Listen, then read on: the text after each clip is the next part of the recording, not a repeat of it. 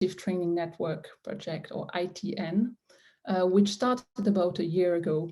And it involves both companies and universities with actually really a co-supervision and co-hosting of both these universities and companies. So actually in that project, we have 10 PhD students working in STEP4Wind, and they are all industrial doctorates. So they are really all going to spend half of their time in academia and half of the time in industry.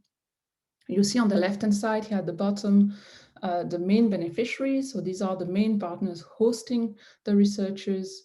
And we also have a list of partner organizations, which are additional institutions, both academic and industry, which are providing also some supervision or some advice, depending on the projects. So as I said, STEP4Wind deals with the design of floating offshore wind turbines and farms. And we have 10 PhD projects, as I mentioned. And this is actually organized into in 3 work packages. So we have one work package which is really on the design aspects, going from high fidelity models for a single turbine. So this is both on the one hand for the aerodynamics, but also on the other hand for the hydrodynamics and the response of the floater. With the project of Dipali that you heard about this morning, about machine learning for these design processes. And then we have one more project of Matteo, who will also present in this summer school, which is about the multidisciplinary design optimization framework, so encompassing not only one turbine, but the entire supply chain. We have another work package on production and deployment, which is about the testing and the installation methodology. So there we have a project on laboratory testing in both wind tunnel and wave basins, a project on dynamic cables, a project on manufacturing of very long blades, and then the installation of these floating turbines. And finally, we have a work package on operation and scalability. So that encompasses both the development of floating specific O&M strategies, as well as what we call here energy storage, but actually the project is turning into using floating offshore wind for green hydrogen production in particular, which might also, of course, involve energy storage.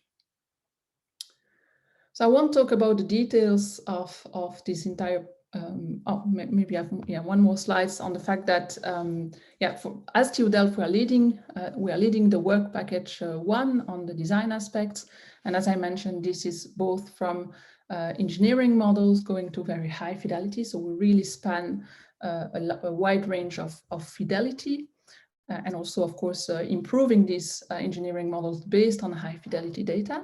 This is also part of the project. And as I said, Matteo's framework for a holistic system engineering approach. So encompassing the different aspects.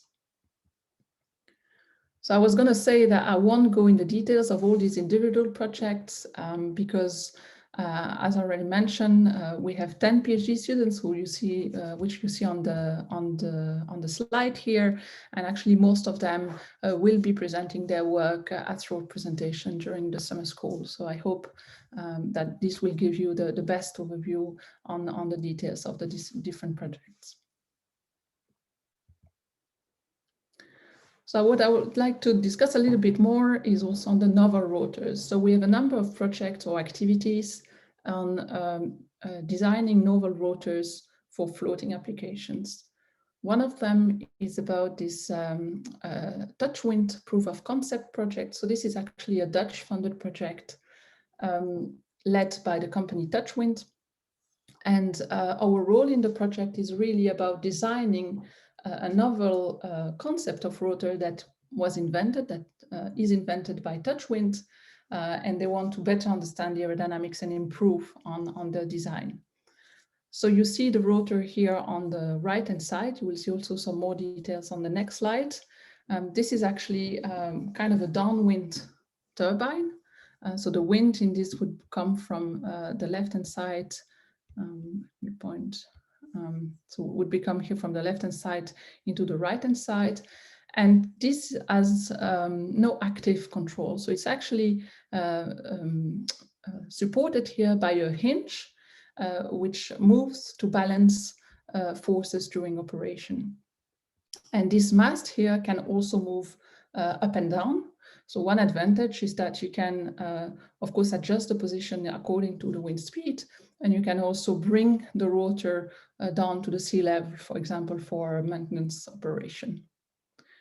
So again, in this project, as I said, we focus on the rotor, and we go from engineering tools, BAM type of model, to CFD.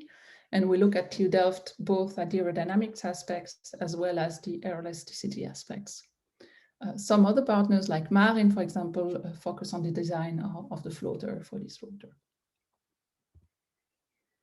So what TWIND has developed at this point is a 1.2 meter rotor diameter prototype. And what we're currently doing is, so we've done also, I should mention, some tests in our wind tunnel, looking at some aerodynamics, also vortex development in the wake. That's also something that we believe could be interesting in this rotor concept, is how the wake develops and could be controlled in a farm environment. And you see here, hopefully, a little animation showing you a little bit more about the flow and the pitch of the blade. So we are currently running some BAM simulations and also setting up runs actuator line with OpenFOAM, and we have coupled both with a rigid body model that can completely simulate the behavior of that hinge mechanism.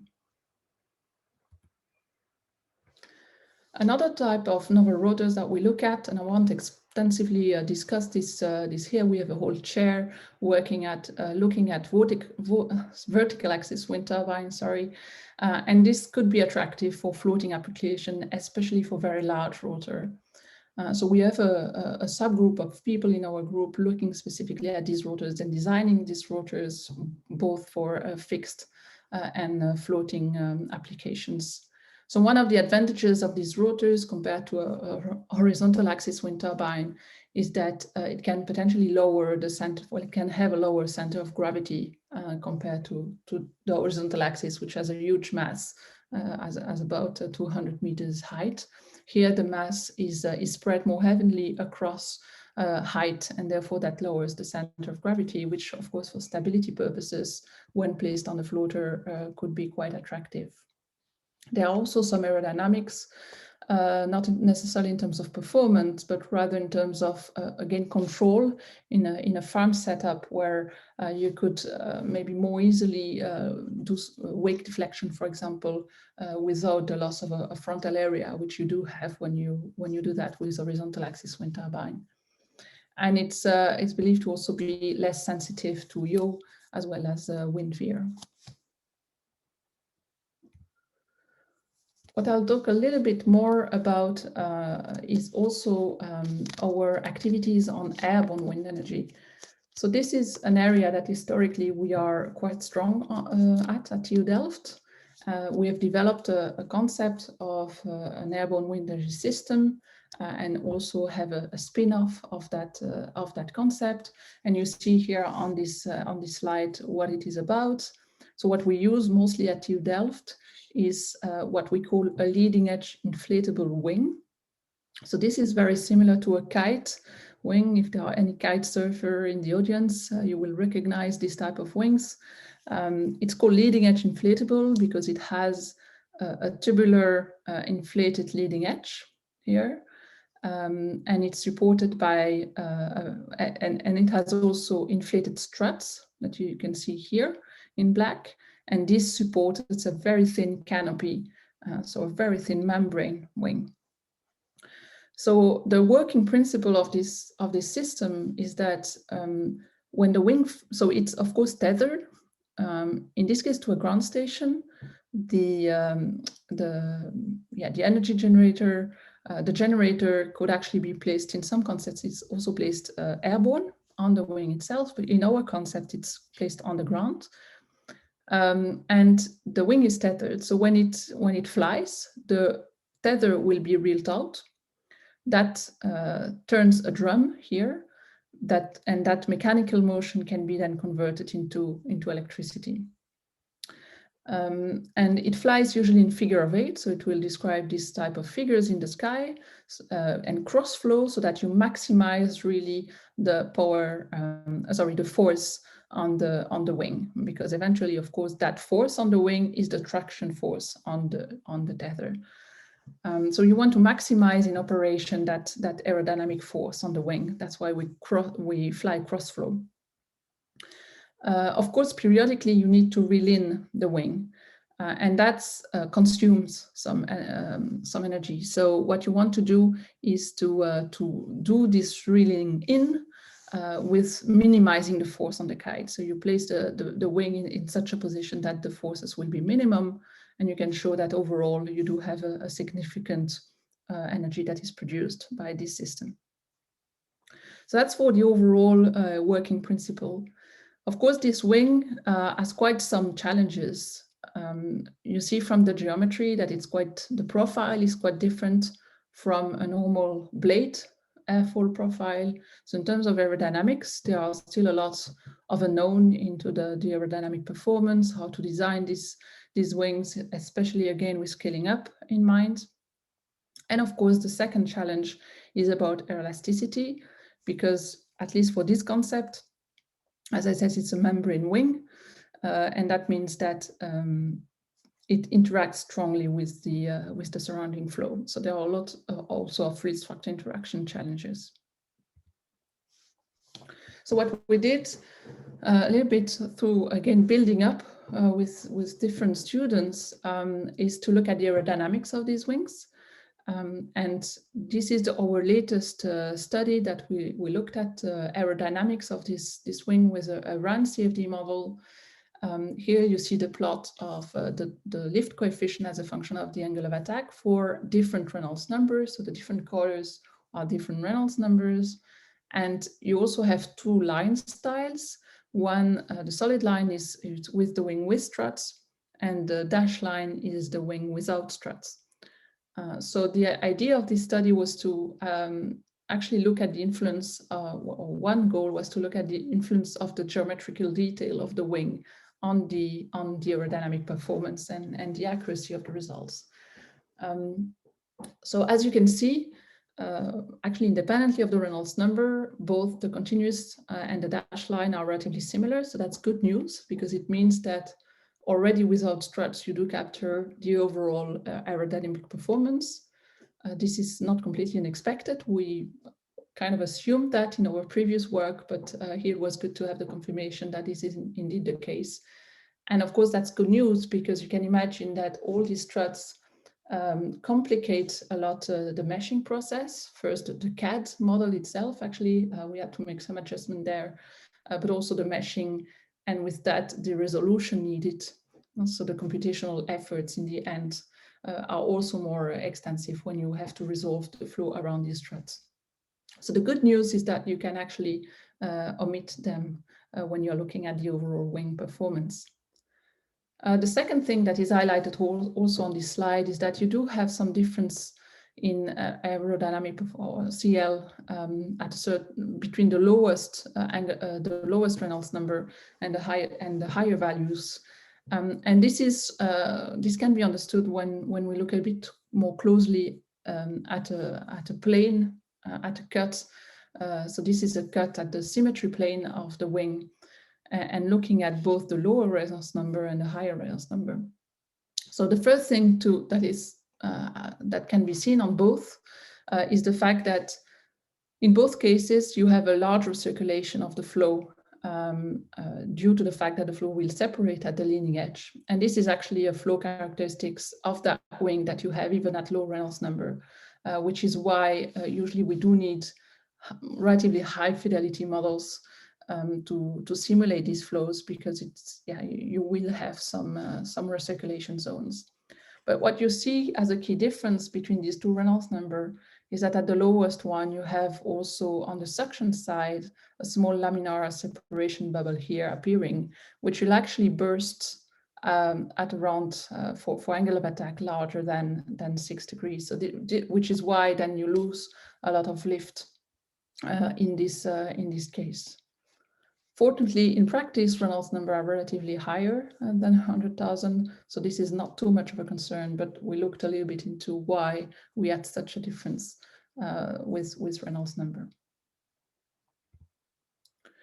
So as I said, the challenge of this wing is also the elastic behavior.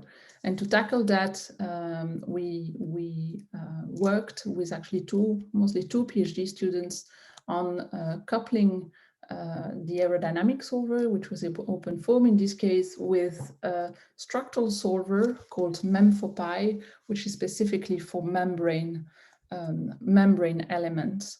And that was developed in the framework of another ITN project called AWESCO, which is now over. But a dedicated PhD student actually developed this MEM4Pi himself. And the two are coupled with a library which is called Precise, which is quite handy and is also completely open source and can be used to couple to different numerical framework.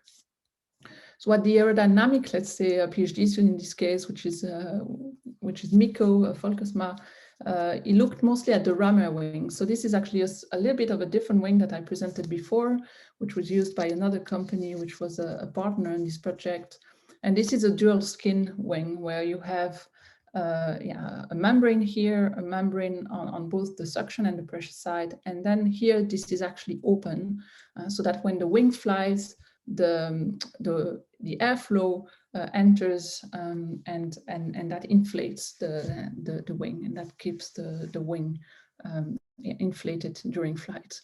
So we looked at the deformation of this wing using this framework. Of course, we also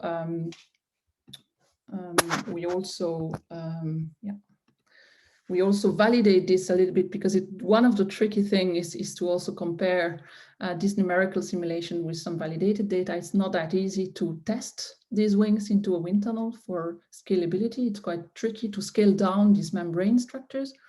In this case, we looked for the coupling at a standard little cavity flow. So this is a cavity flow, but where the bottom boundary was replaced by a membrane. And then you have an oscillatory flow here. And because of that oscillation, this membrane will, of course, move because of the suction effect and then start to vibrate. And we compare that to some data in the literature. The last point that I want to talk a little bit about, as I said, is the numerical framework. So this FSI kind of leads me to discuss a little bit more in the details of the high fidelity numerical models that we work on and that we have developed. So as already presented, we worked a lot on open foam, so an open source finite volume code, and we've coupled it, as I mentioned, with, for example, MEM4Pi for application with airborne wind energy. We also use open foam in different contexts. For example, we used it for modeling also the hydrodynamic of a floater. We already started doing that, I would say 2 or 3 years ago, with a master student actually, who looked at the OC5 semi-submersible and compared the results for free decay and wave impact compared with potential flow solver and some numerical data, some experimental data from Marin. And this is now taken over as part of the IEA task, OC6. So some of the work that actually Pranav is also working on, and some of the ESRs, so some of the PhDs from Step for Wind. So this is a really ongoing work, but we also use open foam as part of the aerodynamics task of OC6. So OC6 looks at both hydro and aerodynamics. And more generally, we also use open foam for airfoil aerodynamics studies as well. Another numerical model that we use, which is not open source, but that we have access to also to develop, is YILS2. I think you will also hear a little bit more about it in the week by another PhD student. This is a fourth order finite volume method. So it's similar in a way to open foam, but it can reach higher order of accuracy in both space and time. And the other, I think, selling point of YILS2 is its massive parallel capabilities. So this is one of the tests that they've done. So I should say YILS2 is mostly developed by Korea in France, and there are a number of labs in France and abroad further developing it. And they've done some scaling up issues on some on the Blue Gene supercomputer, and show that if you go to very large numbers of mesh, number of cells, you don't get a linear scaling up. That would be too good to be true, but you do have some good performances. And it has also some mesh adaptivity capabilities. So what we've done with YIELS 2 at the moment is actually coded the actuator line model within the model. And for that, we did that already 3 years ago or so. And we used the NTNU blind test experiment. So that was for a fixed turbine. And in that work, we showed that actually, if you again, using high discretization methods is quite needed if you want to capture well what the aerodynamics of the rotor. So you see, I think in this on the vorticity field, it's quite clear that if you use a first order discretization, you smooth out quite quickly the turbulence structures. With a second order, it's a bit better, or largely better, I would say. But if you look more closely, for example, at the tip vortex, you see that you still have some dissipation, and you only get a much clearer picture if you use a fourth order method. And I should say that this was done with a fully unstructured mesh as well.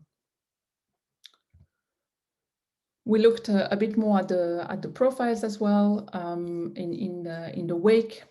Comparing also, of course, with the NTNU experimental data. And again, especially, for example, looking at the turbulence kinetic energy, a first order or even a second order will not give the right vortices in the near wake. The order of accuracy is a little bit less critical when you move away from the wake, and that's not surprising either. The last model I would like to very briefly present is called Fluidity. This is a finite element model, also using a completely unstructured mesh and adaptive mesh refinement. And in Fluidity, this is a model that we use a little bit less nowadays, mostly because of the cost of finite elements. But we've done a lot of work, and with also still ongoing PhD students working on the numerical schemes for example, the immerse boundary methods for fluid struct interactions. This was also originally an ocean model, but that we apply now to wind energy. So just to give an overview, and I'm speeding up a little bit because I'm aware of the time, but I'll need maybe a few more minutes.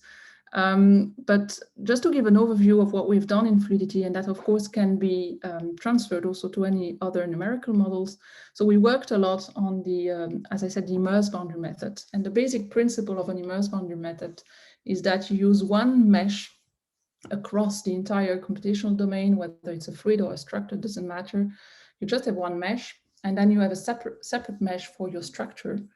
And every time the structure moves, you superimpose that structural mesh onto what we call the fluid dynamic mesh, but basically the computational mesh that covers everything. So at every time you have, due to this superposition, you actually look for intersection, and when the two meshes intersect, that tells you where the structure lies in your domain, and that you can flag that cell with a solid concentration that is 1, and otherwise a solid concentration will be 0. So you have kind of a binary field that tells you on this big mesh where the structure is. Of course, you also need to say that where that structure is, you need the flow to go around it, right? So you need to do something to your Navier-Stokes equation. And this is done by adding a forcing term in the right-hand side of your momentum equation. The original method that we developed was imposing a simple penalty formulation, whereby this forcing term is non-zero where the structure is. So when this binary field is 1, or at least is non-zero, because it can be also between 0 and 1. And then you have, so it's non-zero, and it will try to impose in a penalty force that will impose that the velocity of the structure equals the velocity of the fluid. That was, let's say, a relatively simple implementation that works well. However, you can already see that you can never really achieve a perfect boundary condition. That's just the underlying principle of a penalty formulation, because when you have this difference equals to 0, the force disappears. So you have to have kind of a small error for the forcing to be there and doing the job. And we found out that it could be a limitation for certain application. So what we did with one of the PhD students here is to extend that formulation, but using a Lagrange multiplier, which basically now is an additional field that you solve for, and is actually very similar to the pressure field and how you solve the pressure field in Navier-Stokes solvers. And that Lagrange multiplier will impose a constraint like normally Lagrange multipliers do. And the constraint is the same as before. But now, the advantage of this formulation is that the constraint can be satisfied exactly. Another variation around the same method that we do with another PhD, and he came up with that method, is to play around with the finite element shape functions that you have. So that would only work with a finite element model. And basically, choosing which set of equations you solve in either the fluid domain or the structural domain, playing with the shape function. So I don't have the time here to detail the full method. You can find it in the literature if you're interested in. Again, the main value of that was in the context of membrane flow, where you have a very thin body. We found out that the penalty forcing would just let the flow go through the membrane. If you use this new method, the flow will rightly go around the membrane. So it works even with very thin structures. We applied also fluidity on hydrodynamics problem. This is one example, but I'll not go through the details here now. And maybe one more thing I wanted to very briefly mention is that we are working also on different level of fidelity. So of course here I focused on high fidelity. We actually also have a PhD student finishing who used the free weight vortex model for looking specifically at the aerodynamics of a floating turbine and the different states of the rotor. So there are also some papers related to this method. And we do a lot more. That's almost my last slide. That goes back to what I was saying at the very beginning, where in this presentation, I focused on our activities mostly relevant to aerodynamics. But as TU Delft, we do a lot of things, for example, also on the wave resources, on the mooring lines, the anchors, both numerically, but also with some experimental facilities, floating installation, dynamic cables, energy storage, and combination with other offshore renewables. So we have a team of people looking at floating solar, for example, and of course, wave energy converters and tidal turbines as well. So I hope in this presentation, I present a little bit of an overview of what we have at TU Delft on floating offshore wind, a range of modeling tools from high fidelity to engineering models and system engineer approach. What I haven't talked about is our experimental facilities, but of course, if you are interested, you can also reach out. We have a number, of course, of experimental facilities, wind tunnel, wave tanks, and geotechnical facilities as well. And that's it for me. Sorry if I was a little bit too long, but thanks for your attention. Thank you, Dr. Axelle. Okay, well, as we know, there are a few questions, but we'll address that in the Q&A session. I do encourage all the participants to add to those questions as and when they do have one. For now, I would like to introduce our next keynote speaker, which is Dr. Guilherme. He is a Chief Strategic Officer at Wavec Renewable Energy Institute, and he's also the head of the HPC and the data science team at Wavec. His interests include development of CFD in terms of turbulence, coupling, fluid structure interactions, as well as the simulations of offshore and maritime structures and naval vessels as well. Today, he will be presenting on the aerodynamics of offshore wind turbines. And with that, I would welcome Dr. Vas to please share his slides and begin his talk. Yes, can you hear me well? Yes, I can. Yes, I can. Yes. Okay, let's see if I can do this correctly. You have to tell me which screen you are seeing. Perfect. That's perfect. Perfect. Go ahead. Okay.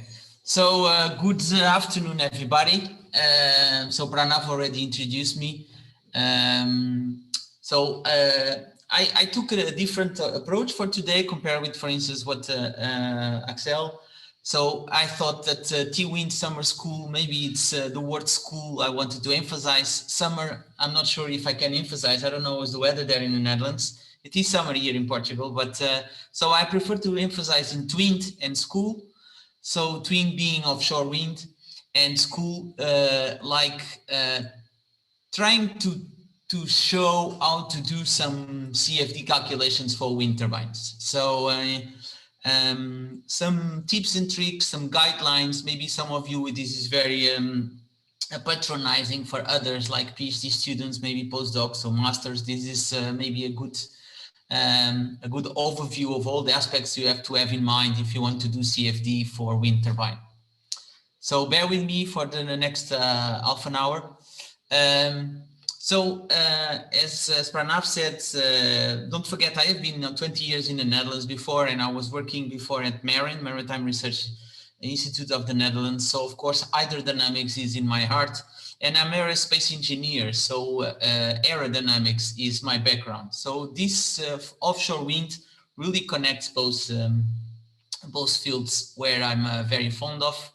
And we have had several students, master students and PhD students working on this since already 2015, so even maybe longer. So already for 6 or 7 years that we are trying to tackle, especially floating offshore wind. So, and you can see here that floating offshore wind or offshore wind, even if it's fixed, you have a lot of issues that requires really different capabilities and multidisciplinary. So you have waves, you have currents, you have moorings, you have even soil interaction and the platform, you have towers, and where very long towers that are connected to the hydrodynamics, to the turbine, and makes the coupling between hydro and aero. So you have elasticity, both from the tower, from the blades, and you have, of course, the wind turbine, and that's the topic of today. So I'm going to talk a little bit more about the wind, how to do CFD for wind turbines, and not forgetting, of course, these topics. That's, in fact, we gave a course already like this year on like 1 complete week only on this case. So I'm going to condense a little bit only and to speak only about the wind. So compared with other structures, if you come from the maritime world, wind turbines work at very high loadings compared with the other rotating machineries. But wind turbines has all high aspect ratio, so they're quite 2D, but rotating 2D. They have a lot of similarities between propellers, current turbines. So if you are used to work with some of them, it's a lot of expertise can be shared. And typical CFD experience and benchmarks or canonical cases as a flat plate or as a foil or as a wing or rotating blades of any kind, you should have some experience on that before tackling a complete wind turbine.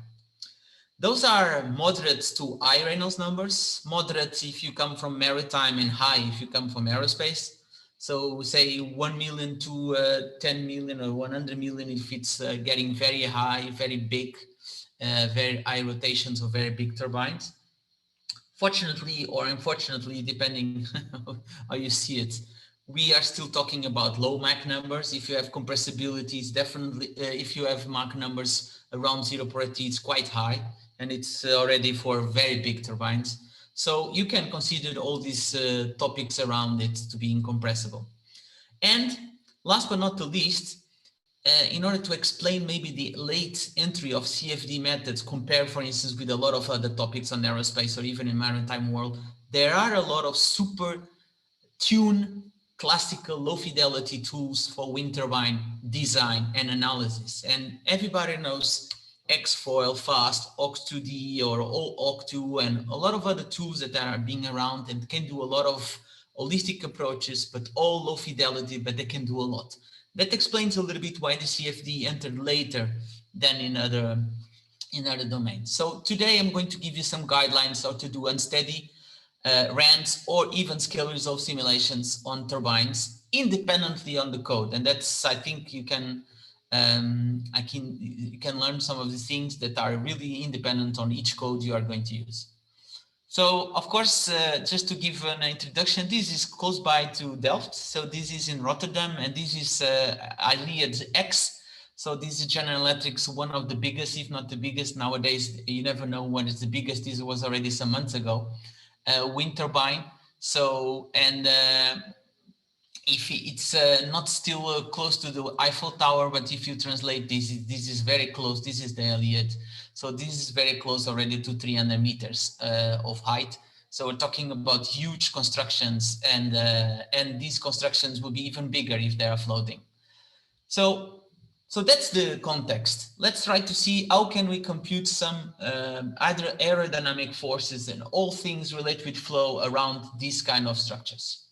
So you have to, if you are acquainted with CFD, this can be very simple, but we are going to give some topics about geometry and about the different topics that you can you have to deal before doing a calculation. So you have to see geometry, which kind of meshes, how to set up the problem, which kind of solvers, and how to visualize and the results, but also how to assess the results, because nowadays CFD, you can do a lot of things, you get an answer, but how to see if the answer is correct or not, because especially in a research organization like us, we are very close to the industry. We cannot do CFD just for doing a calculation or writing a paper. We really have to assess the results in order to be assured about all uncertainties and to have safety margins. So, so this last topic, it's for some of you that know me, it's really very important for us, for me, and it could be also a lecture by itself. So I'm going to touch a little bit of all these topics. So let's go first. Geometry. Well, you all know CFD. I think Axelle also spoke a little bit about CAD things. So the first thing you have to do for starting a CFD is to have a good geometry. And for most of grid generators, you have to have a watertight geometry description. So meaning and all kinds of packages like SolidWorks or Rhino, but mostly 3D representations, the watertight being a parasolid STL, but has to be very smooth and watertight, because that can also have an impact on calculations. And it's also very much dependent on the grid generator you're going to use, being structured on a structure, or all kinds of grid generators that can be more demanding or more giving in terms of geometry. But here you have a lot of work if you want before starting any CFD calculations. Of course, you can start with the normal traditional turbine and propeller description with foils, with definition of the variation of pitch, chord, and thickness in the span. And then you can make some description, goes to the CAD, and then from the CAD you need to have a watertight description to put it in any grid generator. Having that, you have to study, you have to choose which kind of grids you want, structured or unstructured. Here, this unstructured is a trim hexahedral unstructured. And here, for instance, you have a completely structured grid. So advantage and disadvantage, well, this is much more difficult to make it. You have to have specific tools and expertises. But once you get it, the quality of the calculation is definitely much better than in terms of accuracy, in terms of iterative convergence, or in terms of everything, in fact, than an unstructured. Well, in terms of everything is maybe not true, because you can also, with unstructured grids, refine places specifically in some locations that with structured will need that you refine the grid in almost completely areas. So unstructured, not only it's easy to make, but you also can do a local refinement on locations, for instance, here in the wake. But there's also codes like the code that we use mostly at Wavec that you can also start with structured grid and afterwards refine during the code with automatic grid refinement. That's, I think it's one of the most interesting topics to tackle in industrial cases, is to do to start with the grids, easy grid, and then do automatic grid refinement inside the code. But this is to study, this is to choose structured versus unstructured. But afterwards is where to refine, how many cells, and how do you do with the boundary layer description. So there's a lot of topics, of course, when you're generating the grid. And again, geometry and grid is some of the things that most people pay few attention, even in universities or in school, or at when we are teaching students to do a CFD. We know a lot of things about theory, we know a lot of things about how to do the calculation, but geometry grid is very, very rarely tackled. And it's mainly nowadays the time that takes, or the task that takes the most time. It's not anymore the CFD computation or the post-processing, but the pre-processing is starting to be the bottleneck. So of course, how to refine? Well, depends. Do you want to capture the forces? Do you want to capture the interaction between the turbines? Do you want to capture specific details? Do you want to capture all the forces correctly? Then never use wall functions. You go to the next slide. Or do you want to capture the leading edges? Of course, even if you do unstructured grids, you should refine into the boundary layer. We come to that in the next slide, and zones of highly curvature. So if you're making a grid, you have to be careful with those areas. You have to be careful with the wakes. And so curvative areas, leading edge, trailing edge, tip, wake, boundary layers. Boundary layers, I mean, for these random numbers, if you're talking even about 1 million, do not use wall functions. It's not needed anymore. We are in 2021. Wall functions are done to work on a flat plate without pressure gradient. Turbines work at high loadings with lots of separation, and do not use wall functions. If you have to use wall functions because it's the code that you are using, it's the only way you can tackle, because it cannot handle very high aspect ratios, you pay the penalty and have to be careful for any unsteady calculation, for any separation. It's not correct. So that's already some tip. So try to use grids with Y plus, so the non-dimensional cell size, first cell close to the wall, around 1 or even less. If you use SST, you have to use even less, watch out. And how much grid cells?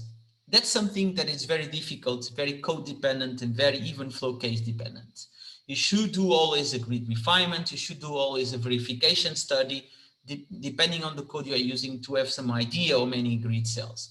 However, as a rule of thumb, I can say that 1 million cells per blade, it's a good number to start. Lower than that, you will not get good. And we're talking, of course, I didn't say, we are talking about finite volume, second order in space and in time. If you may go for higher order in space in time, these numbers can be lower. If you use finite elements of 5 or 6 order, maybe these numbers can be lower. But for state-of-the-art CFD tools like Star CCM, Fluent, OpenFOAM, FiMarine, Refresco, Neptune, all these kind of tools, you should not use less than 1 million cells per blade to start with Y plus less than 1. So this is just a rule of thumb, but of course, don't forget that you have to do grid refinement. Another thing that people sometimes forget, it's the domain influence. A turbine operates at very high loadings. If you have low or high TRSLs, so if you have high TRSLs, you have high loadings, and then you can, and then the influence of the propeller or of the turbine of the blades, even upstream, can be, and all in the whole domain are much larger. So for those conditions, you have to be careful that the domain that you are simulating is not imposing, is not constraining, is not changing the conditions you are solving. So if you are testing, wind tunnel, use the wind tunnel sizes. But if you are testing for a free domain, so open water, open air conditions, please do not forget of using, of studying the domain size, studying which boundary conditions you should use, and be very careful that because of the effect of the turbine wake expansion, you can also have an effect of the domain. So domain study, it's also something you should try as a first step to, if you never done this, and the first step of to check if you're doing things correctly. So having said that, which equation should we solve? We have a CFD code. What should we do? What options would you choose? Well, Now it comes with a lot of options, of course. So are we going to do RANs? So rain, evolution, Navier Stokes. We want to model all turbulence, or do you think that modeling some turbulence, especially in the wake or for fluid structure interaction or for vibrations or for acoustics, really have to the small scales of turbulence? Well, if that's the case, you have to go to turbulence solving methods, like we're going to say afterwards. If the Reynolds are below 1 million, you should be careful also with transition. And transition, it's something highly important for model scale, that's for sure, but even for full scale, not so big turbines, you have to be that into account. So you will have a lot of equations to solve, let's say 7 or 8 equations to solve, depending on the problem and all the features. And you have a rotating part and a static part. And that we go also to that, how to do the motion, how to do which reference system you choose. You have to see these things. Boundary conditions is related with the domain. So you have some parts rotating, some parts not rotating. Don't forget that you have to fix the pressure somewhere. And if you have only air, it's easier. But if you have air and water, like for floating offshore wind turbines, you have to specify very well the static pressure, both on the water and the air part. And you have to let the flow go out and not to have influence of the boundary conditions. So walls, external, BC externals, BC pressures, you have to always take into account there. But if the domain is big enough, also maybe using BC pressure or pressure boundary conditions or slip walls are maybe less important than you have a small domain. But if it's a small domain, you have to be careful. Also, if you have parts like hubs, parts that are axisymmetric, you don't have to rotate the structure, but you can use specific boundary conditions that can simulate just by a velocity field. And in that case, you also speed up the calculation. So think a bit how to set up the problem before starting the calculations, because these calculations can be expensive, of course. Other things, now, which reference system? Don't forget that in turbo machinery, for a long time, people were using, when computing the equations, and here you see the runs equations, on the body fixed reference frame. So for a long time, for instance, coming from turbines or propellers and airplane turbines were done on a moving reference frame. The variables were defined in the body fixed reference frame. So the flow was rotating before the turbine, and the turbine was not rotating, and you model the motion by all these external right-hand side Coriolis forces and all kinds of these forces that you have to take into account if the reference system is rotating. So that's still possible. And doing that, you can do steady computations for a turbine, and you have to be careful with defining boundary conditions, and you have to be careful with defining with turbulence models, because turbulence models, one tip for TCT is not reference system independent. So if you are in one reference frame rotating or not, the turbulence models react differently. So be careful when you're doing body fixed reference frames. So this is another one, another type of calculations. Also in OpenFOAM, people do this. That is what I call the absolute reference frame. So you have less external terms on source terms on the right hand side, and now you have the variables on the Earth fixed reference frame. So it's a mixture between the previous and the next one. What the next one is when we have or moving grid, or you have the complete part of the grid is rotating. Calculations have to be unsteady. These ones and these ones calculations can be steady, so much faster. And you don't have any Coriolis or external forces due to rotation. This is much simple to do. It's much simple to think. We can define boundary conditions in body fixed in or in earth fixed, but the calculations have to be always unsteady, so more expensive. So after choosing the reference system, after choosing the boundary conditions, we have this how to model the motion. So if you do a turbine that it's rotating, you can do several ways. You can rotate the complete domain. So for instance, imagine in this case, this is a propeller, but it's for the representation is the same. You can move the complete domain.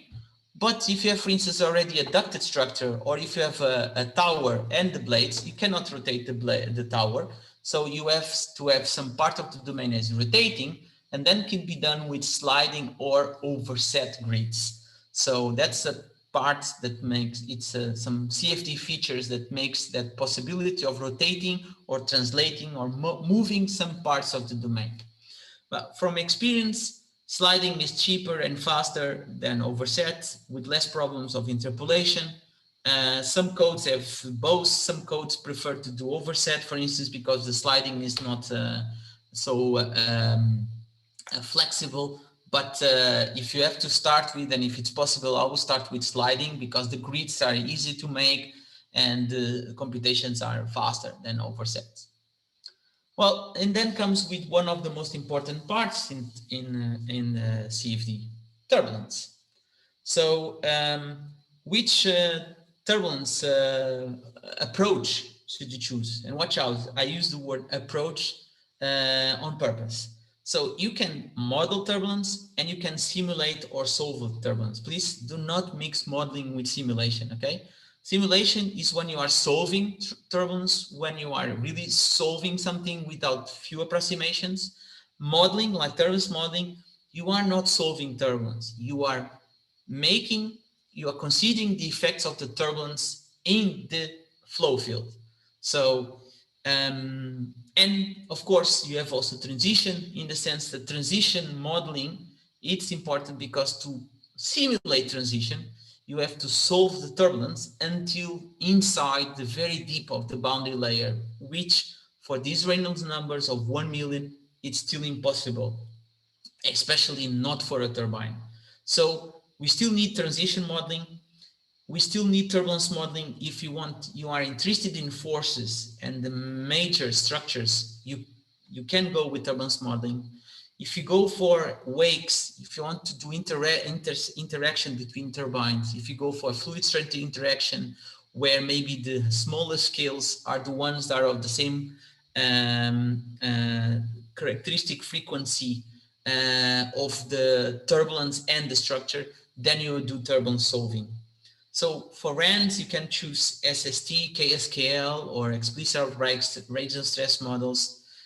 Do not go for K epsilon. It's not done for boundary layers. It's done for shear layers. Even in some codes use that as default. If you go for turbulence solving, start with simple hybrid approaches where you can easily simulate some part of the turbulence. So starting with DS or IDDS for starting, instead going to very much more expensive, more complicated.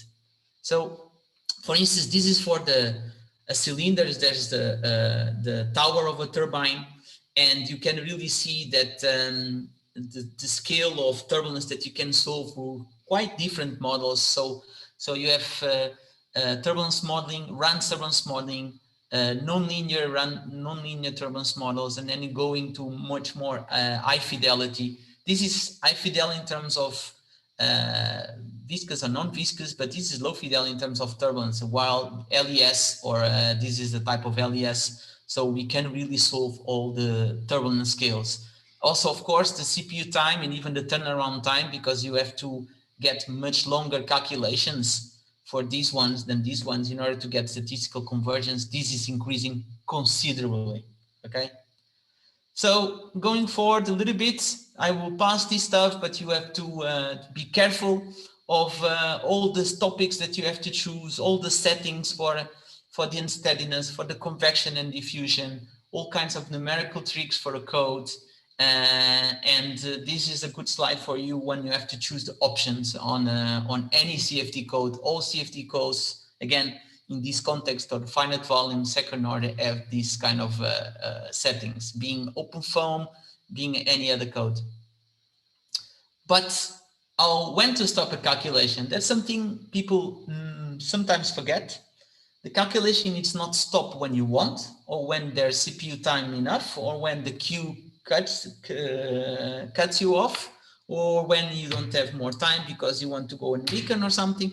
The calculations have to be stopped when the equations are solved correctly. And this is when the residuals, so the difference between the left-hand side and right-hand side of a system, are below some thresholds, there it's according to the guidelines of a code good enough. Or in this case, when the forces, and this is thrust or power of a turbine, are not changing a lot, this is a more engineering, this is a more scientific criteria. And of course, there's very difficult, you can arrive to the real world, to the ideal world where all the residuals converge to machine accuracy. You can have some problems with the residual somewhere, and these residuals stagnate, and then you can live with that if you know that where it's occurring. So in this case, for instance, these residuals are stagnating close to the root of the turbine, where we have a highly, a very strong hub root vortex that due to the lack of grid resolution and maybe even turbulence modeling, we cannot capture. So you have to check where the residuals are stagnating. If these residuals are stagnating, for instance, up in the turbine section or close to the section 0.7 or higher, you will have an influence on the forces and moments. But if it's close to the root, for instance, you can live with it. So you have to be checking these things independently. This is, CFD is not a black box, as you know, okay? So after stopping the calculation, which things do you have to see? Well, if you are a turbine manufacturer or designer, you want to see pressures and friction forces around the different radii, the different sections, because that's the way the turbines were designed, and that's the way you can check if this is the turbines or the sections are producing lift or not. And so these 2D CP, CF, typical from X-foil and from old approaches are, of course, very important. It's nice to have a nice picture, but this one is just for cosmetics. The most important ones most often are really the engineering approaches. So limiting streamlines are nice to see when the flow is separating close to the boundary. 2D CP, CF versus X over C says a lot about the flow. And of course, slices says a lot about the fluid flow around, but for engineering purpose, these are much more important. So again, limiting streamlines permit to see where you have flow separation or we have flow reversal. For instance, here, this is a turbine operating at very high loadings and model scale, and the flow comes from the right to the left. For TSR 8, that is design condition, you still have some part of the flow that is in the right direction. So this turbine is generating power, but for other TSRs, you have a flow reversal, and this turbine is not generating power, is consuming power. So this is highly important. And in fact, this is much more important than these kind of nice pictures. But the nice pictures or the nice flow field color diagrams can also say something about, for instance, in this case, turbulence. Is the flow turbulence or the flow laminar? So for instance, you can see here that for low radii, we have some kind of turbulence, but for high radii, the flow is almost laminar. And that's also important. This says that in this case, we should have used a transition model, for instance. So be careful with that. So this is also a difference between full scale and model scale. Sorry, this is two different turbines, also for the same TSRs. And this is difference, for instance, model scale and full scale. And you can really see the difference between flow fields and thrust and power. This is just by modifying the turbine in terms of scale, just scaling the turbine to be 25 times smaller. And this has a huge impact on wind turbines. So please don't do that. Please be careful when you are simulating a model scale. If you are scaling it properly for a Reynolds number, not possible to scale, but why you are doing that? Because the flow fields between these two different Reynolds numbers is quite different. And you can see it here. So you can here see some experiments done at model scale and some calculations done at model scale. And then you have calculations done at full scale. So these black ones, and calculations done with engineering tools that in fact the engineering tools were done to tackle structures at full scale. So if you're going to apply X-foil or you're going to apply FAST or OC2 for turbines that are not a full scale, and full scale in this case is important, is turbulence. If it's not fully turbulent, those codes are not done for those things. So you get highly discrepancies. So you see, for instance, this is the model scale results And this is the model scale experiments. It's even here in this case here. And so this is quite different. I don't have here the fast for model scale, but there was quite different. And you see here for the power between full scale and model scale. So while for the thrust, maybe you can still get correct between model scale and full scale, for the power is completely far off. So be careful with that. But nowadays, we cannot compare these lines anymore. Nowadays, both the experiments and both the CFD, we have to have uncertainty estimates. We have to manage to give to the guys that are building turbines how accurate are our calculations and how accurate are the experiments. So nowadays, by using VNV, modern verification validation, you can assess discretization errors. You can even quantify uncertainties by UQ, and you can give uncertainty bars to the calculations. So if it's really very critical, you cannot do only one CFD calculation, say this is my value of CT. You have to say this is the velocity plus minus my uncertainty, and also for the experiments. So good experiments did uncertainty quantification and estimation. Good CFD results need also verification and validation. And this is a typical example. How can we assess the uncertainty of a thrust and power for different grids, and really say if its calculations are have large or a few uncertainty. And there's nothing to do in a modeling error, just discretization error. And yes, that's the way you have to compare results. You have to compare results with uncertainty bars in experiments, uncertainty bars in the calculations. And you really see here that this is a good agreement with uncertainty bars in both. And this is even an agreement, but with large uncertainty. So the calculations done here were not done, were not accurate enough to compare with experiments. Okay, so I saw already that there are some similarities, but also a big difference between a turbine. This is a current turbine, and this is a propeller. So if you come from maritime world, this is TWIND, this is offshore. There is some similarities, but also a lot of difference, and you have to be careful with that. I came from this world, and then I go towards that world, and a lot of things are different, even if the major CFD parts physically are different, but the major CFD topics are the same. Again, the word modeling or simulation. So far, we presented simulation. So far, we can, for instance, this is two turbines operating behind each other, turbines, data turbines. But you don't have maybe to simulate the blades. You can also model the blades with actuated discs, with runs, BAM approaches, runs BAMT approaches, coupling fast with CFD. And that's something that we are working on also together with masters and PhD students.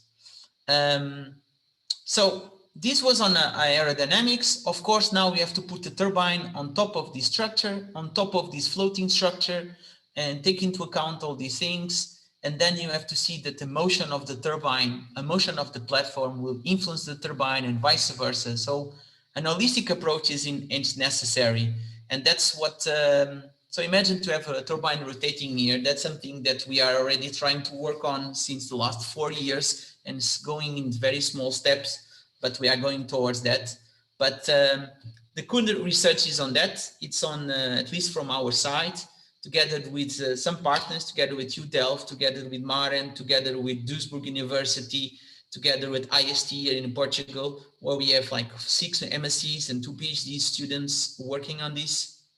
So the coupling between aerodynamics, applying scale result simulations for the turbine wake, and for fluid structure interactions, where this is an example, how to simulate parks where you cannot simulate, in fact, how to model parks. You cannot simulate 20 turbines with CFD, but we have to do some modeling.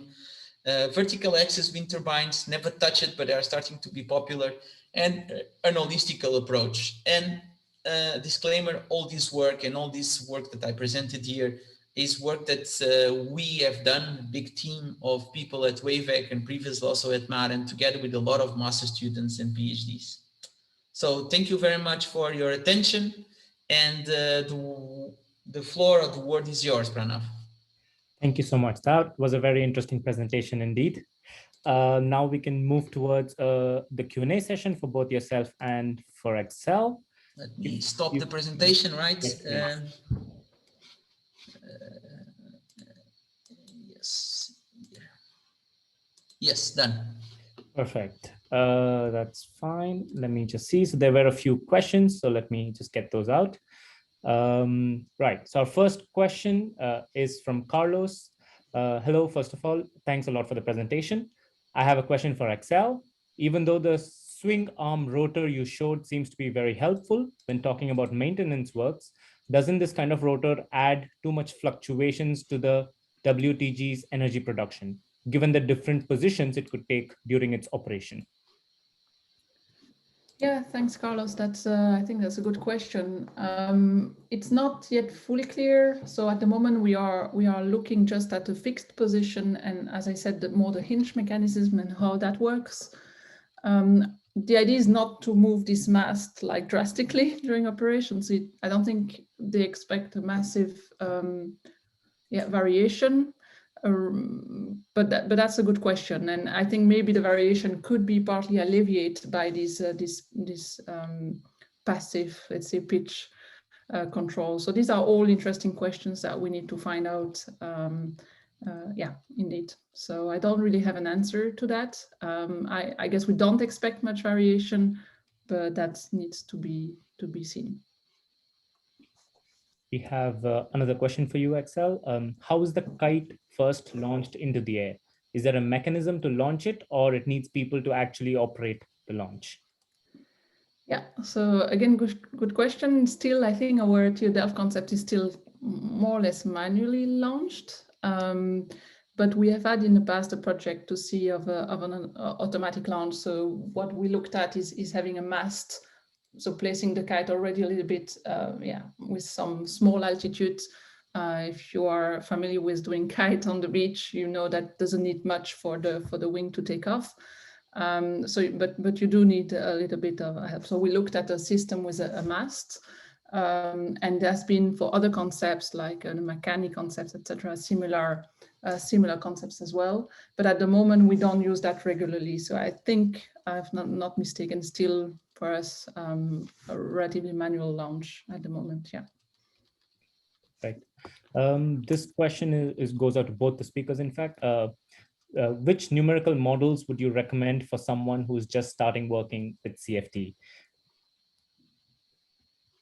Yeah, you can go first if you want. Yeah. Well, numerical models, that's a very broad term. So I'm not sure if he or she means which CFD tools or which Fidelity tools, if means something from design or more from engineer and scientific. But like I said, you should start by the basics. So tackle a foil, see if you can compute your foil. And once you have a foil, you extend it to a wing and then you rotate that wing. So these three steps are definitely very important before tackling turbines. But for CFD itself, in general, I think you should have one year in Delft of courses to start with CFD or something like that. Yeah, I think it depends also a little bit if you, I mean, of course, the question is quite broad. And it depends a little bit what you want to do. So we teach both, let's say, open form because it's quite widely used, but we also teach CFX, for example. So if you really want to use a CFD model just as a user, I mean, you also have some commercial packages. Yeah, for research, we rarely use, at least in our group, but could be handy if you really want to try out a few things with a nice interface. I think generally speaking, as I said, for research project, I think open source is nice. But I advise if you have access to a good documentation or a good, access to people who can help you, I think that might trigger the use of one solver over the other, one model over the other. Okay. We also have another question to both the speakers. More and more projects are including combined installations. For example, floating wind and wave or tidal. Is there a model that can be used for this combined installations, or do we need to use two different models? How could we model the effect of the wave or tidal device on the floating turbine and the turbine on the wave or tidal device? Yeah, so that's what I have shown. In fact, we don't do anything about, I mean, we started with aerodynamics. So, and I showed the examples of a propeller, of a current turbine, and of wind. So the combination of them, it's possible. Again, the word here, numerical models, means it seems CFD code. If it means CFD code, I think any code that, like Axelle said, an open form, any other open source software, or even commercial software. And commercial software, I will say two that are the most maybe logical for a combination of aerodynamics and hydrodynamics, that is Fluent and StarCCM, because they are very general and very robust. So if it's the combination of both, I mean, all these codes can do it. But again, to do everything at once, it's asking for disaster. So you have to go step by step, and doing things by the book, like Axelle have shown, and I think I also touched, you have to start to building up your trust on all these things. So first the waves, then the loads, then the currents, then the motions, then the aerodynamics, and then couple everything. If you couple everything, you get an answer. You will never master anything. Axelle. Nothing to add, really. Thanks. I think you said it all. Well, perfect. Do any of the other panelists have a question that they would like to ask of our speakers, or shall we head to the next part of our session? Anybody? Okay, maybe I can just ask a quick question. Axelle, for your on your presentation, when you were talking about the shape functions that you modify for the solid and the fluid to go around the plate. So is there a requirement in terms of that you need at least one mesh point inside the body or something like that? Is there a limitation on the methodology, or is it applicable even if the body is, say, I don't know, half a mesh size long? Maybe that's actually difficult to get, but say one mesh size long. Yeah, that's a good question, Pranav. I think the use, I think you would still need like a mesh cell. Inside. That's true, but it's much less than, if you would need to resolve that thickness with, let's say, 10 mesh cells or 5 mesh cells to be able to, which you might need with a classical penalty formulation. Actually, even 5 mesh cell was not enough. So again, that was really a limitation of the penalty forcing.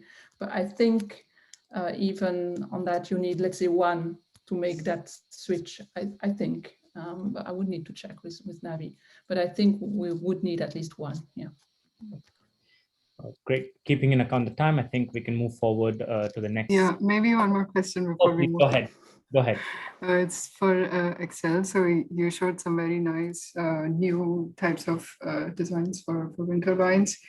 And we know that it's very difficult for the industry to move from the conventional designs because they would probably have to change the grid systems or the framework. So out of all the designs that you've shown, which do you think has the most promise to to be commercially accepted, let's say? Yeah, that's a tricky one. I mean, yeah, you're right, Deepali. I think horizontal axis wind turbine, the reason why we take them, I mean, it's because they're out there and manufacturers will not make an easy switch.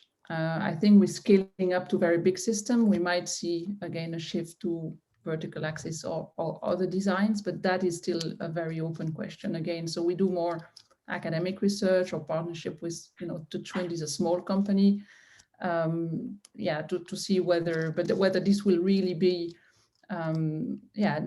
it's not all about the science, it's also about the industry. So maybe the route, I think, is for some of these small companies perhaps at some point to be bought by one of the big players and then getting this through on a commercial level. I think airborne wind energy is a little bit maybe different because they are kind of completely different. So in that sense, they also attract new, new investment. But again, I think it's all about range of applications. So unconventional rotor will be maybe for very large, so 20 plus megawatt turbine. We might see them then vertical or two blades or whatever. Airborne wind is also attractive for more remote locations, for example, or things like that. But again, there is a lot of work launching being one of them, but actually automatic operation for a very long time, and fatigue or damage in the tether because it's reading in and reading out. So you have a lot of these challenges that are still the bottleneck. So not a clear answer. It's very interesting topics and research topics, and we need this, I think, but whether they will be really developed on a very large scale, that's still to be seen. Yeah. Oh, that's fine. Okay, great. Thank you, both Dr. Viré and Dr. Vaz. Thank you for your presentations. Our next presenter is Ricardo Amaral from TU Delft, and he'll be presenting on the topic of aerodynamics of floating offshore wind turbines undergoing large motions. Ricardo, please take it away.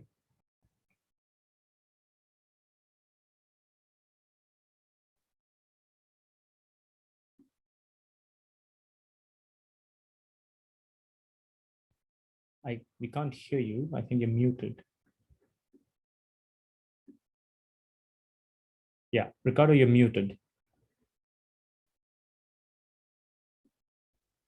Okay, yeah, I was trying to unmute, but yeah, all right. It's working, go for it. Yeah, sorry for this delay. So yeah, my name is Ricardo Amaral. I'm currently a PhD student at TU Delft, and I'm participating in the EU project Step for Wind, which is a collaboration between academia and industry.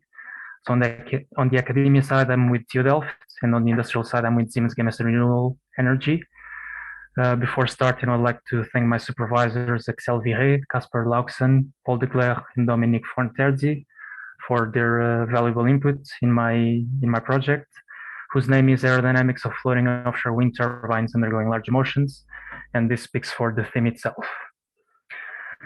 So the objectives of my PhD are to understand how the floater motion impacts the rotor aerodynamics in floating offshore wind turbines, to assess if currently used aerodynamic models can capture this impact correctly, and if they don't, to upgrade these models and eventually control strategies to account for the floater motion.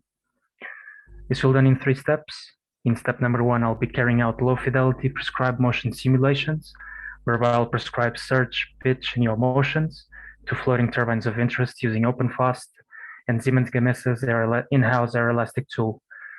This to assess the impact of their amplitude and frequency on the rotor CP, CT, local blade loads, and the stall margins, which is the angular distance from the static stall angle in the blades. In step number 2, I'll be performing the same, but this time using high fidelity simulations, namely through ELS2, which is an LES tool. And depending on whether or not the turbine is stalling in the low fidelity simulations, we'll have to choose either an actuator line model or a blade result model. In the last step, we will compare the low fidelity with the high fidelity simulations and see if the first ones can reproduce the later, and if they can't, we'll try to come up with a correction to the aerodynamic models used and develop new control strategies for floating if necessary. I'm currently in step number 1, and I've been using OpenFast to prescribe surge motions to essentially the IEA 15 megawatt reference wind turbine in a spar buoy setup, which I will describe in more detail the next slides. So here I'll present the global vision of the whole process that I take.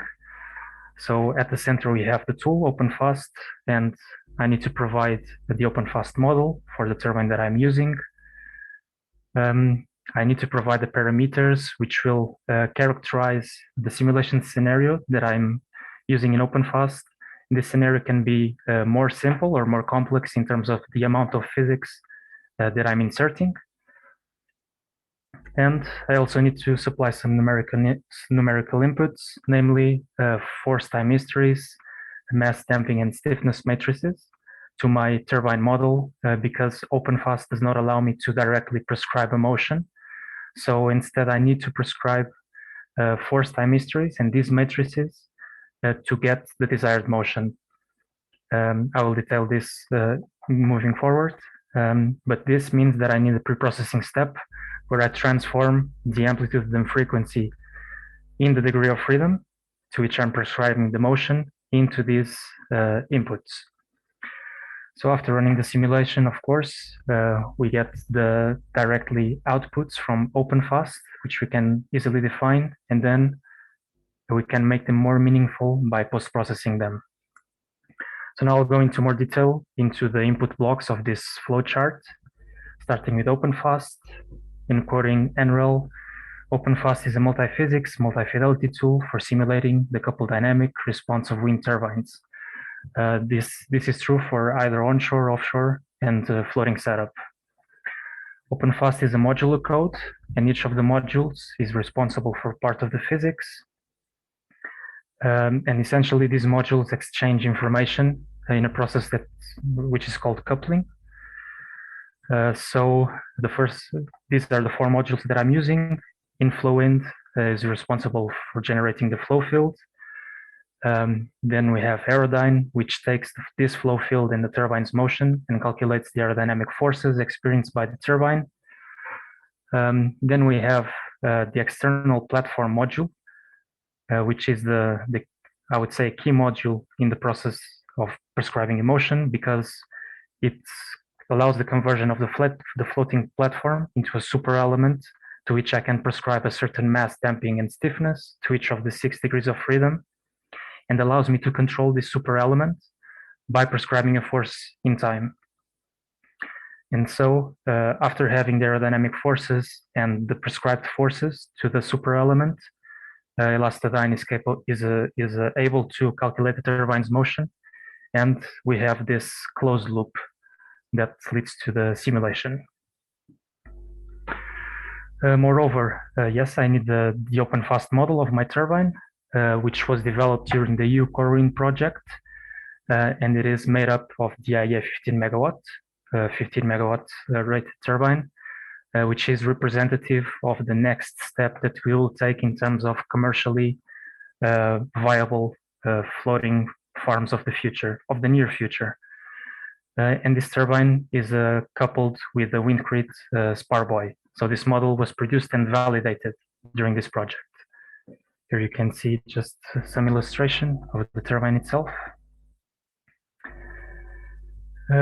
Yes, we also need the OpenFast specific parameters, and I mean the variables that we need to specify to each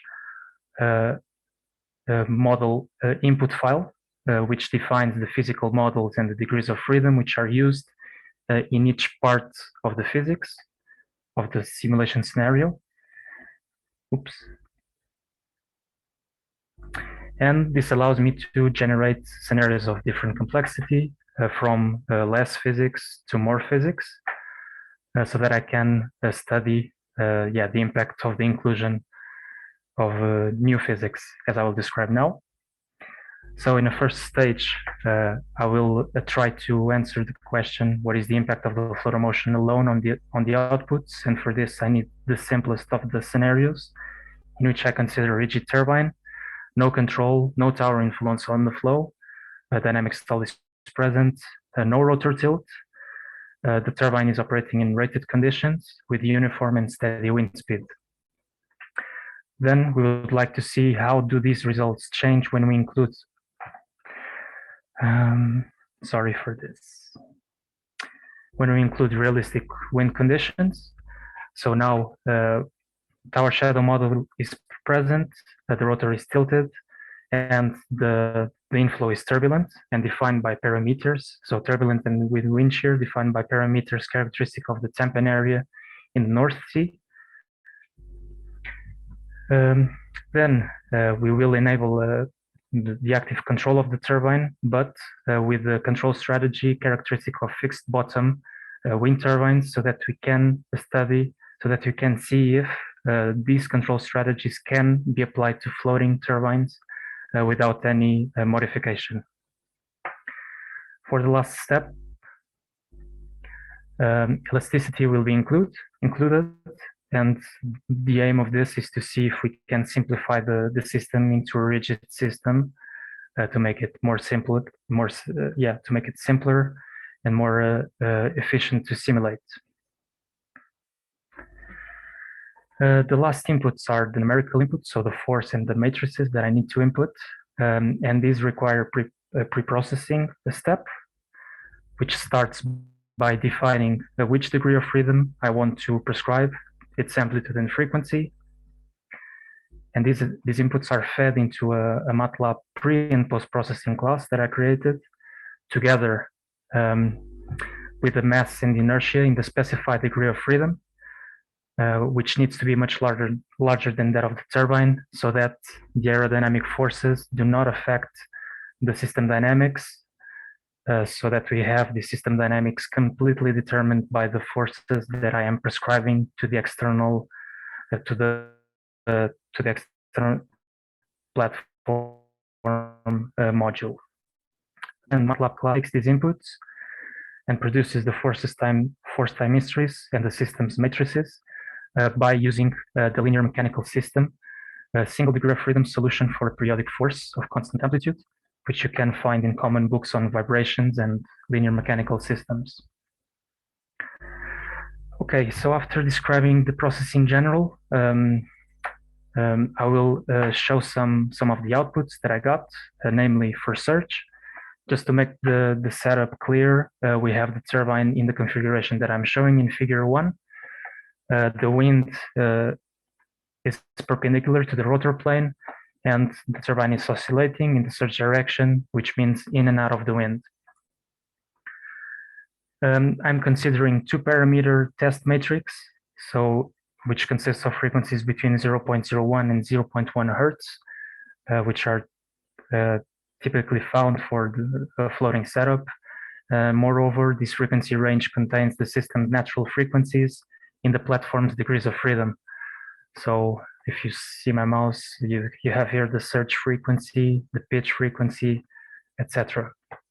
The amplitude range, it's also a relevant range for a floating application. Maybe the refinement is not correct, but it was this refinement initially so that I could have a global vision of what was going to happen. Furthermore, the simulations last for 400 seconds to cut the initial transient plus 50 oscillation periods, from which I will calculate average quantities like the CT and the CP. So moving on to the results, I will start with the contour of the average power coefficient averaged over these 50 oscillation periods. Here it is. So yeah, generally what we see is that by increasing the frequency and the amplitude together, we see a decrease of CP as these two quantities increase, yes, which is expected because yeah, the first idea was that this CP behavior is driven by the maximum velocity that the turbine experiences in the rotor, because oscillations of this velocity will induce larger oscillations of the angle of attack in the blades, which will make the turbine spend more time in a stalled state or in a more zero lift state, which in the long term decreases the average CP. And in order to validate this hypothesis, we also, sorry for this, I also plotted the maximum surge velocity at the rotor against the same two variables. And indeed, these plots suggest that they are correlated. So the next step was to plot the average CP against the maximum surge velocity at the rotor. And this is what we get. A nice curve in which points at the same amplitude are plotted with the same color. And we see that as long as the points have a similar value of the maximum velocity at the rotor, the CP will be approximately the same, regardless of the value of the amplitude. But I wanted to test this hypothesis for a larger range and for more points of different amplitudes and frequency, which have the same maximum velocity at the rotor. And so this is what I did. I took the frequency range they already had, and I decided that I would like to produce points with the values of maximum velocity corresponding to the integers between 0 and 10 meters per second. So using this frequency and the maximum velocities, I calculated which amplitude I would need to prescribe to obtain the maximum velocity. I launched the simulations, and this is what I got. So we see that throughout this whole domain, there seems to be a very nice correlation between the CP and the maximum velocity at the rotor. As for instance, for 6 meters per second, so the figure on the rightmost figure, we see that points and different frequencies have very little variability between them. Yes, I also looked into the thrust, and once again, the results are similar to CP, but this time, of course, the loads are increasing with the maximum surge velocity, and the increase in a lower percentage than the CP. So it's much more moderate. But since we still see the same correlation between the average CT and the maximum velocity at the rotor, as we see here, of course, in the inverse direction, so increasing. And these are very encouraging results. Of course, this model is very simple. We still need to see if this is valid for a more realistic model, but if it's true in the future, it would mean that we can reduce the test matrix space in one variable, which can indeed cut the computational expense a lot.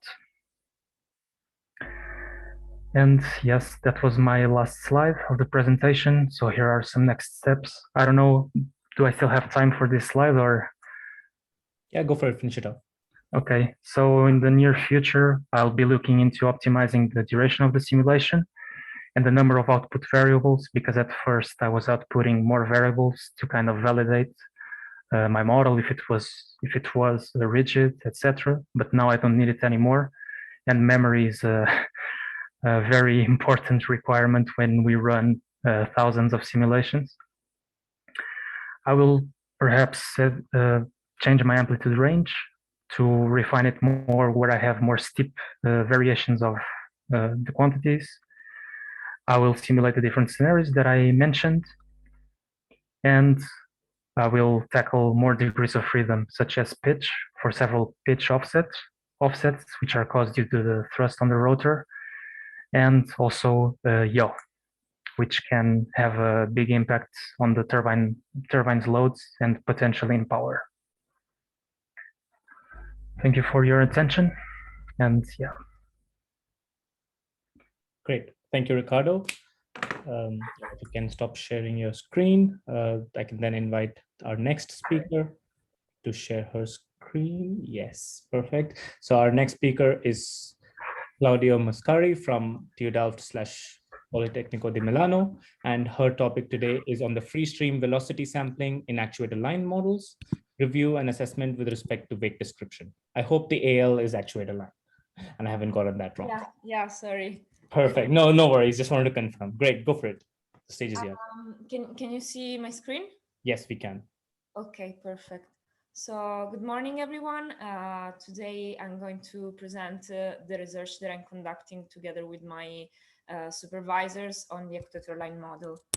So the objective of this study is to get the best from the actuator line by understanding the dependence of the results that it can give on some important parameters and also on the operating conditions.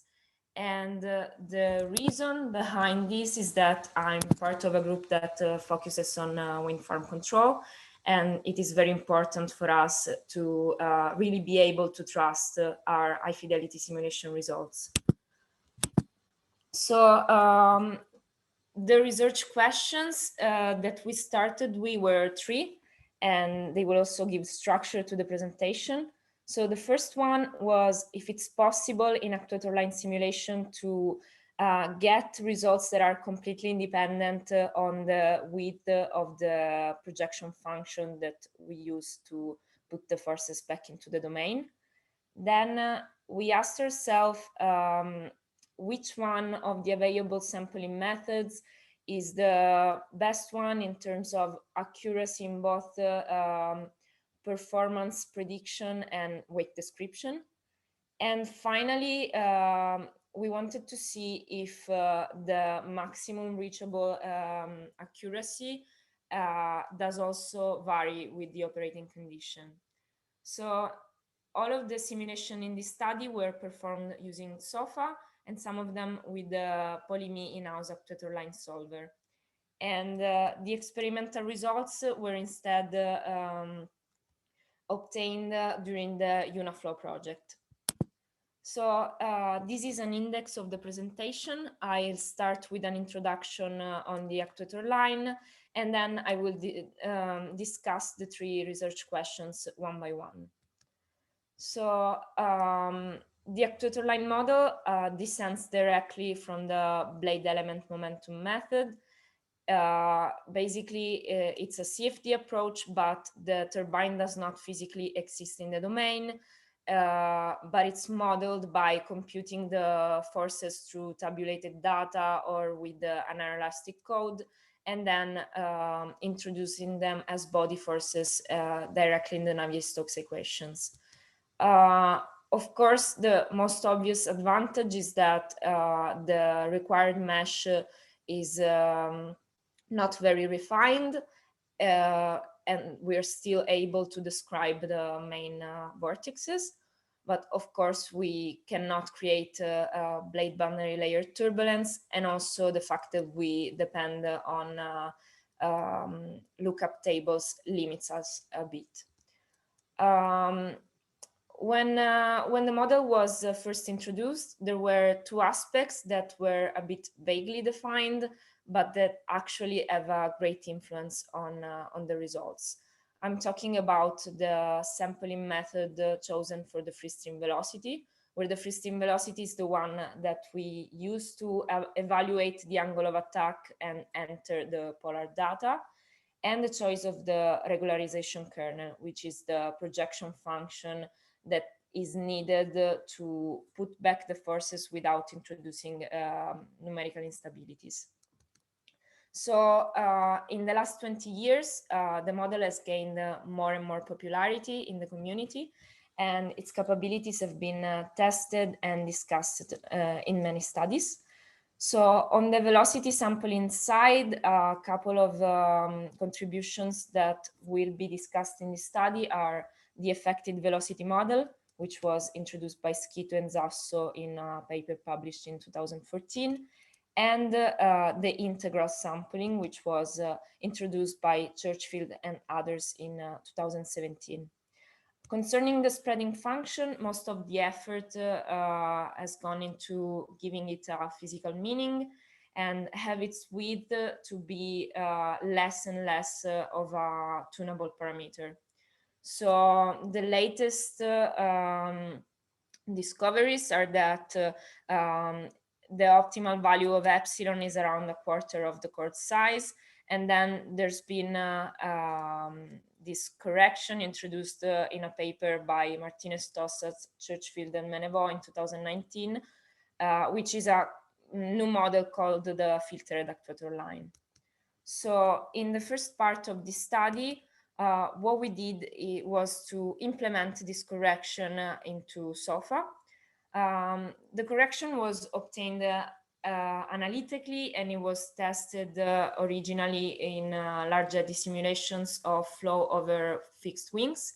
And in theory, it should allow to get the same results that we would with the optimal epsilon value, even in cases when the required resolution, which is pretty high, cannot be reached.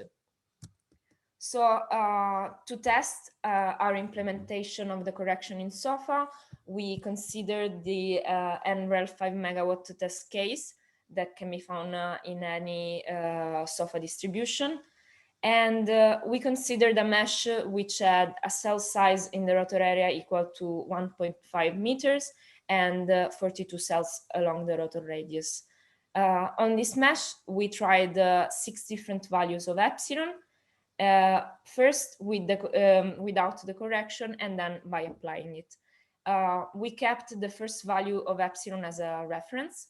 This is because for meshes whose resolution does not allow to set a chord-dependent epsilon, the guideline is to set it equal to twice the cell dimension in the rotor area. So these were the results of our validation for the power. So we can see in the table on the right that when we are not using the model, the error on power ranges from 5 up to 30%. Of course, the last considered value of 20 is a bit extreme, and we just chose it because in this phase we are only interested in testing the limits of the model. So when we do activate the correction, we can see that there's a significant reduction of the epsilon effect. I'm showing only power results, but the same exact thing happened with the thrust. So the error is out in this case and not completely eliminated as we would have wanted. But it's also true that with respect to the case that was considered initially, on which the model was first tested, the case is much more complex, and the mesh at the same time is much less refined. So these are preliminary results, but we consider them to be promising. So we are still going on with the investigation on this filter. So now I will present a part on the velocity sampling methods. So we tested the 3 most promising ones that we have in the literature, which are the linear one, which is a slight variation of the classic local sampling, which adds linear interpolation to dampen spurious oscillations. Then the integral method samples and averages the velocity in the entire volume individuated by the projection function. And finally, the effective velocity method, which computes samples the values along a line located a bit upstream of the rotor, averages this value, and then adds a correction for the angle of attack. The turbine that was considered is a scaled model of the DTU 10 megawatt reference turbine with a diameter of 2.38 meters. And the experimental data that was at our disposal was CP and CT curves. And then we had 2 crosswind measurements taken 2.5 diameters downstream of the turbine. The boundary conditions were set as can be seen in table. They're pretty standard, so there's not much to comment about them. And the time step of the simulation was set being careful that the tip of the blade did not cross more than 1 cell per time step. So in a previous study, we had already performed a sensitivity analysis, a mesh sensitivity analysis for this case. And we had used thrust and torque values as convergence parameters.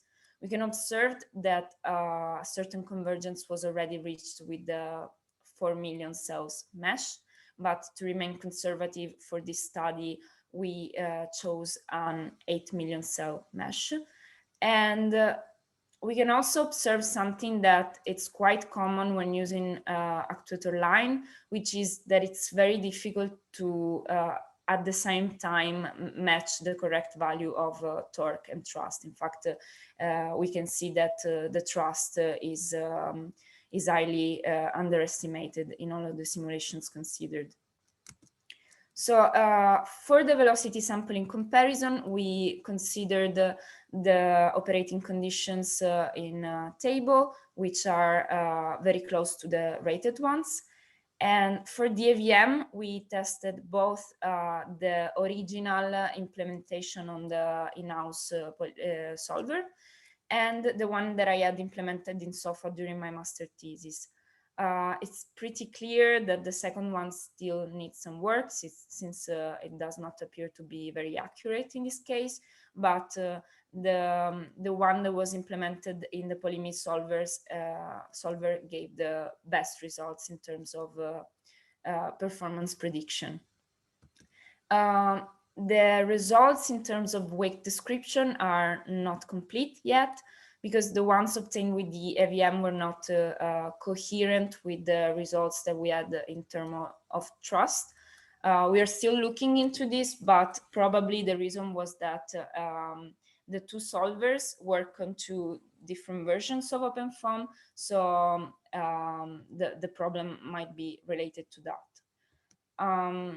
We still decided to test the different operating conditions, and we decided to do that with the AVM again on the Polimi actuator line solver.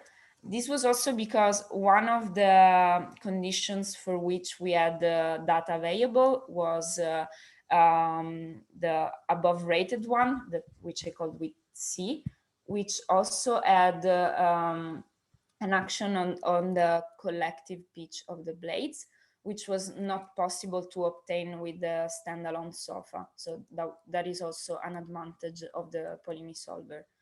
So as can be seen, we have three different operating conditions, and we can observe that the accuracy in both thrust and torque predictions changes dramatically with the operating conditions. So to conclude, in the study, we implemented in SOFA a filter that significantly reduced the effect of the epsilon on the actuator line simulations. We tested the most promising velocity sampling, and we found that the most accurate results in terms of performance prediction are found with the AVM. And we also observed that the optimal actuator line parameters are not merely geometrical characteristics, but also depend on the operating conditions. So what we plan to do in the future is to investigate further the filtered actuator line and have it completely eliminate the dependency on epsilon, to fix the AVM implementation in SOFA, and then to repeat and extend the analysis on the operating conditions, since we are now sure that there is a dependence, but we want to understand if there's a particular trend and why do we have this dependency. So this is everything for my presentation today. Thank you for listening, and I'm open to any questions that you might have. Thank you so much, Claudia. So we'll now go to the last presentation for this session today. That will be presented by Marinos Manolesos from Swansea University. Are you there? Here I am, yes, thank you. Perfect. So today Marinos is going to be presenting on, his topic is thick airfoils, vortex generators, Gurney flaps, and flatback solutions. How to get better performance out of the blade inner region. Thank you, Marinos. Please take it away. Yep. Yep, you can see your presentation. Thank you. And is it in presenting mode now? Yes, it is. Go for it. Okay, good. Thank you. So yeah, thanks for joining in. Thanks for the introduction. I am Marinos Manolesos. I am currently a senior lecturer at Swansea University in the UK. However, this will not be for long, as next month I'll be joining City University in London to continue my research there. Today I'll be talking about the inboard part of the blade and how we can extract more performance out of it. This work was mainly performed by my PhD student Adonis in collaboration with Francesco Grasso from Vestas. So that should change now. Okay. So the results I'm going to be talking about are from a project that is titled "Let's Be Blunt and Drop the Mic," mainly because we're using microphones in our wind tunnel tests. The aims of the project are to investigate the aerodynamic performance of a flatback profile with and without flow control devices, and secondly, to investigate the unsteady wake characteristics and noise generation using microphones in our wind tunnel. The project is funded by Supergen, Ori, Hub, and Vestas. So, what's the motivation behind it? As you all know, wind turbines, and especially offshore wind turbines, are getting larger and larger. And in order to reduce, this happens in order to reduce the levelized cost of energy. As rotors grow so big, the inner part of the blades becomes more and more of a compromise between structural and aerodynamic constraints. Flatback airfoils, that is, airfoils with a blunt trailing edge, are now commonly used as they offer aerodynamic and structural benefits. The question we aim to answer through this set of results I'll be showing today is whether we can get increased performance out of a flatback airfoil by means of passive flow control devices, and how much better is that from a simple airfoil with a normal trailing edge. We did a lot of measurements in our first measurement campaign. I will not be talking about everything. The only thing to keep here for now is that we'll be talking about two profiles, a typical standard wind turbine airfoil, the FFA W3-360, and a flatback version of this profile designed by Vestas. Both profiles have a 36% thickness, which is quite thick really. And the flatback profile has a 10% thick trailing edge, which is again quite big. All our tests were performed at the Reynolds number of 1.8 million. This is our setup. This is our wing model located vertically in our wind tunnel. We've got two force balances to support the model, so we can get transient measurements from these balances. We've got pressure taps on the model for averaged pressure measurements. We've got 4 transient pressure introducers in the region around the trailing edge, so on the pressure side, suction side, and on the blunt trailing edge. We've got microphones on both sides to estimate the noise from the wake, and we've got a wake rake to measure the drag of the profile, and we've got a lot of details that I will not go through. So that's the setup. These are all the data I'll be talking about. And again, we tested many cases, a number of configurations, but I will be presenting a short selection here. So we'll see the effect of fixing transition on both profiles. We'll see the best performing vortex generator configuration on both profiles, and also the effect of a Gurney flap on the flatback profile. Please note, I have hidden all force coefficient values for confidentiality reasons. So for the remaining of this presentation, the lift coefficient variation will be presented on the left-hand side and the drag coefficient on the right-hand side. Starting with the standard FFA profile, we see that fixing transition, which is a dark blue line, causes a significant drop in lift and a small increase in drag. Now, this is not surprising. This is one of the known disadvantages of very thick profiles like the one shown here. They do not like turbulent boundary layers. They don't like a soiled leading edge, for example. So what about if we add a passive flow control device like vortex generators? What happens then? Well, what we saw is that if we do that, we can only partially overcome the effect that the turbulent boundary layer has. So the problem remains. And the question is, what else can we do? How can we get more performance? One answer is converting the profile into a flatback one, which will give us increased lift, which is the green line here, under free transition conditions. Now, this is nice. This is what we wanted. But it comes at the expense of increased drag, as you can see on the right. This is not always an issue, depending on the radial position of the profile. The closer we are to the blade root, the less important drag becomes. So it is really a compromise. Where you're on blade, how much drag penalty can you afford? What happens now under fixed transition conditions? The improvement in lift is even more significant, while drag penalty is actually less severe. So going blunt appears to be good. And here we're looking at we're examining the effect of fixing transition on the flatback profile itself. And we see that it is not as significant. There is a hit, it did take a hit in lift. But we also see that the drag is actually reduced.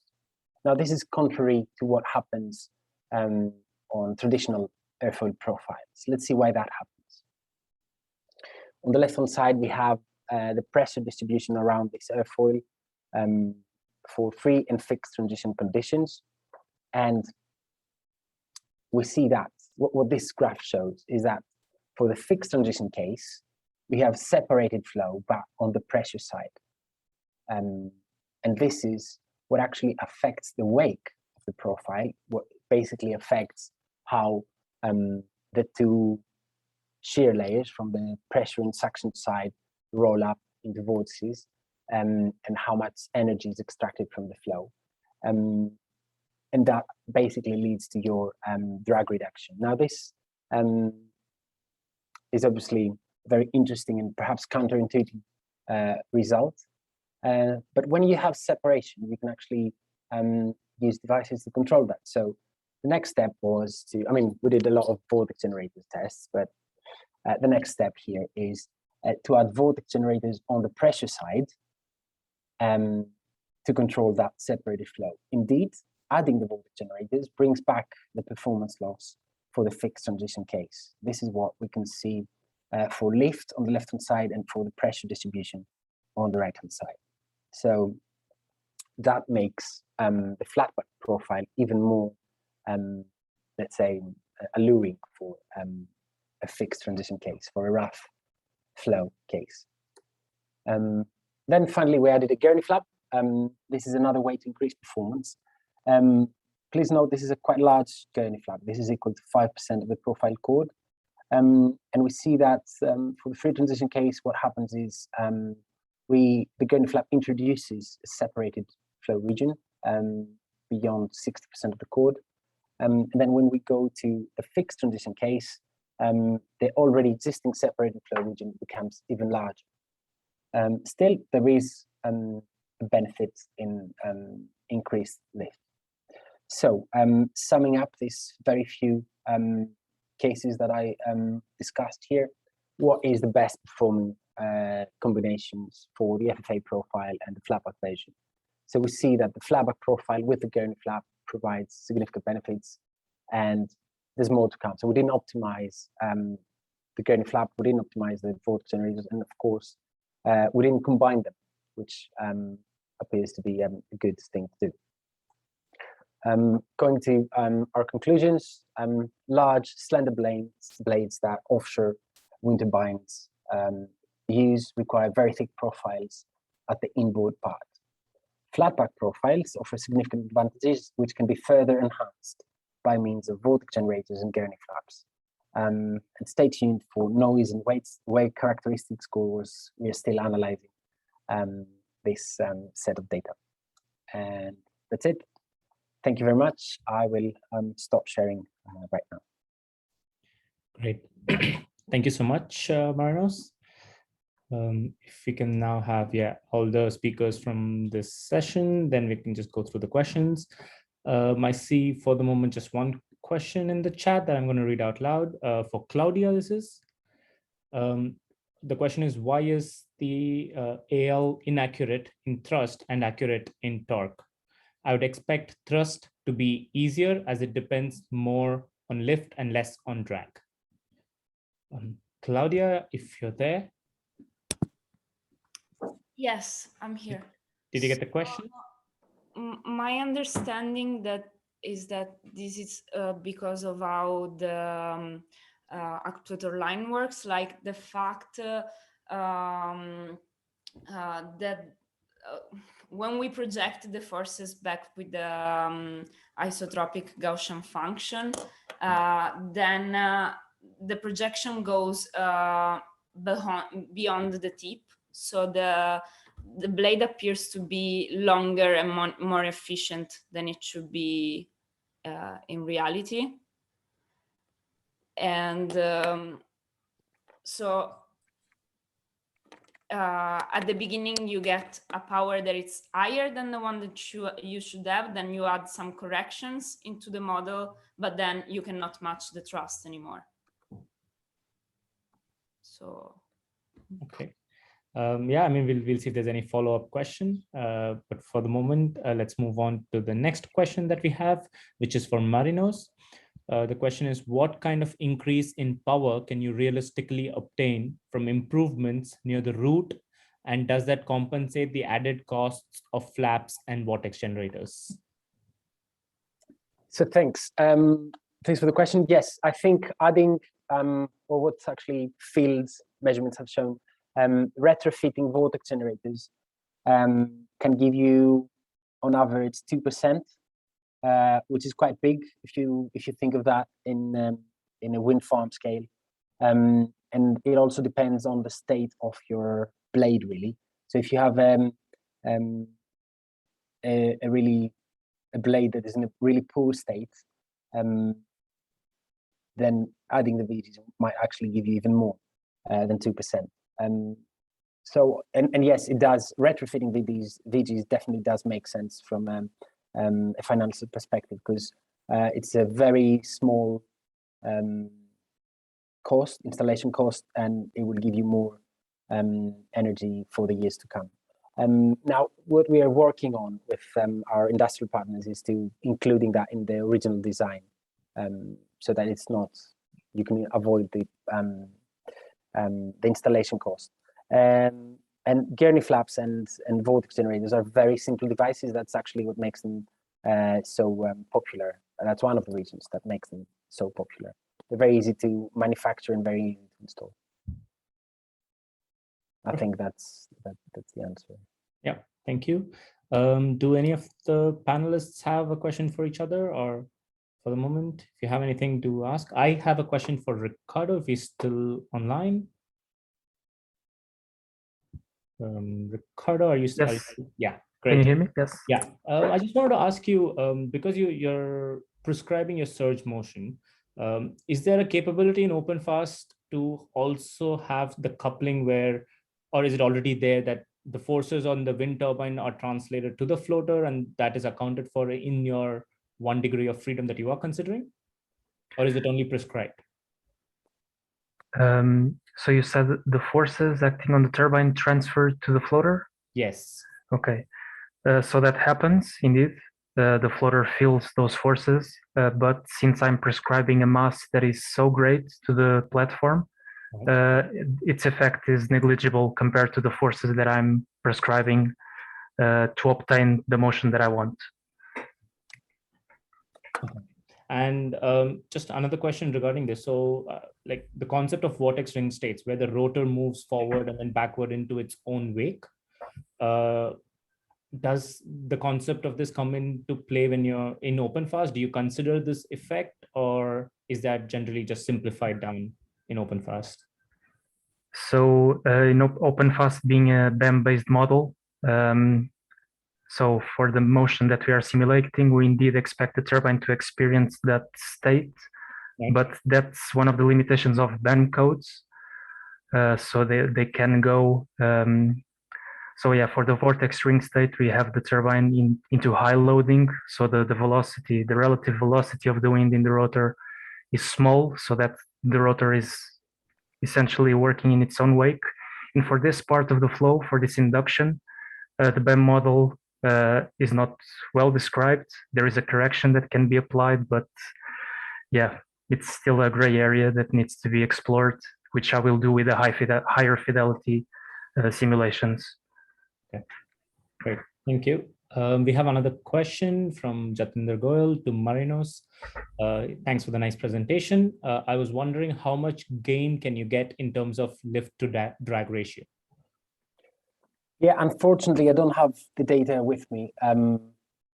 It does make sense to use the devices on flatback profile. So if you're only comparing the baseline flatback profile to the case with the vortex generators, obviously this is a 20% thick trailing edge. So in terms of L over D, it doesn't compare that well to the traditional profile. But like I said, it depends where you actually, which radial position of the blade you're actually considering. Unfortunately, I don't have the data in front of me, so I cannot give you a value off the top of my head. Sorry for that. I should have been better prepared. Okay, great. Any other questions? We still have like a minute or two left for today's session. So if anybody else has questions, please do put it up Otherwise, we can end the session here. Might see anything? I'll just give them like 30 seconds to put up something if there is anything. Okay. All right. Okay, I think with this, we can close the session. Thank you to all the speakers, and yeah, thank you for joining and presenting in the summer school. And now we're closing the session for today. We'll start again tomorrow on the hydrodynamics at 11 in the morning. See you all tomorrow. Thank you. Thank you for joining, everybody. Thanks a lot. Bye. Thanks, everyone. Bye-bye.